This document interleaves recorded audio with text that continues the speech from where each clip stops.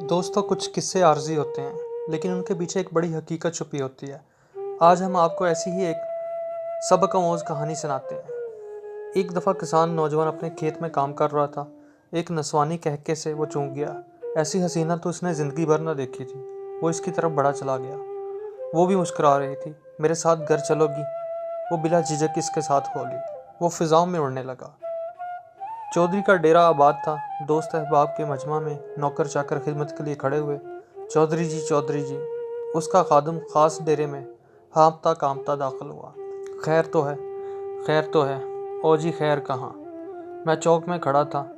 नूरे जट का जवान लड़का एक ऐसी हसीना के साथ गुजर के घर जा रहा था कि इस जैसी ज़िंदगी में ना देखी। नामालूम कहाँ से लेकर आया है, चांद का टुकड़ा है।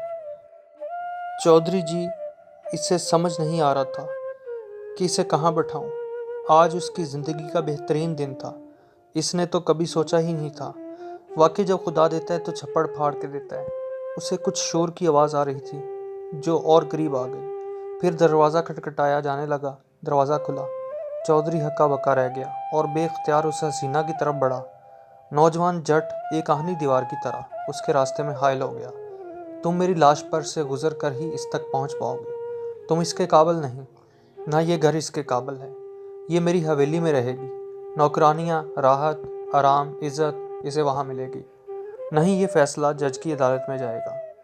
अदालत पूरे जुबन पर थी। साइल, मदई, वकला, अहलकार, अमला सब मौजूद थे। जज साहब अपनी मसनद ख़ास पर रौनक अफरोज़। जज साहब ने नज़र उठाई। इसे अपनी नज़रों पर यकीन नहीं आ रहा था। इसने इन्हें कतार कर साफ की और दोबारा देखा। वाकई वो हूर इसके सामने खड़ी थी। जज बोला, अरे ये मुंह और मसूर की दाल, अपनी औकात देखो। और इसका हुस्न, ये तुम दोनों के लायक नहीं। मेरे पास मालो दौलत है, ओहदा है, बंगले हैं, गाड़ियाँ हैं, नौकर चाकर, माशरे में एक हैसियत है। ये मेरे लायक है। चलो निकलो तुम दोनों और इसको यहीं रहने दो।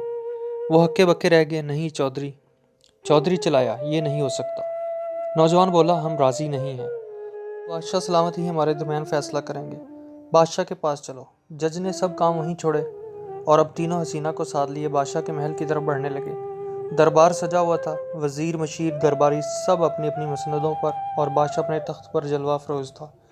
उसके सर पर रखे हुए ताज के मोतियों से सहरा था।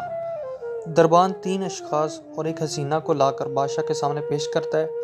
बादशाह सलामत ने नज़र उठाई तो देखता ही देखता रह गया। ऐसी हसीना और मेरी सल्तनत में इसने हुक्म दिया कि इन तीनों को एक तरफ ले जाओ और हसीना को मेरे महल में ले जाओ।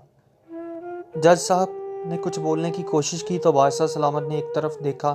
तीन हट्टे कट्टे दरबान आगे बढ़े और तीनों खामोशी से एक तरफ को हो गए। वो हसीना जो अब तक खामोश थी, उसने खामोशी को तोड़ा और बोली, फैसला मैं करूँगी। तुम चारों मेरे पीछे दौड़ो। जो मुझे पकड़ लेगा मैं उसकी। ये कहकर वो जल्दी से दरबार से बाहर निकलती हुई नजर आई। बादशाह को अपना तख्त भूल गया और अगले ही लम्हे वो चारों इसके पीछे दौड़ रहे थे। वो हवा से बातें कर रही थी। बादशाह सलामत थोड़ी ही दूर जाकर दौड़ने की ताब न ला सके और एक लंबी आह भरकर वहीं ढेर हो गए। जज साहब भी ज़्यादा देर पीछा ना कर सके और उसकी सांसें भी जवाब देगी।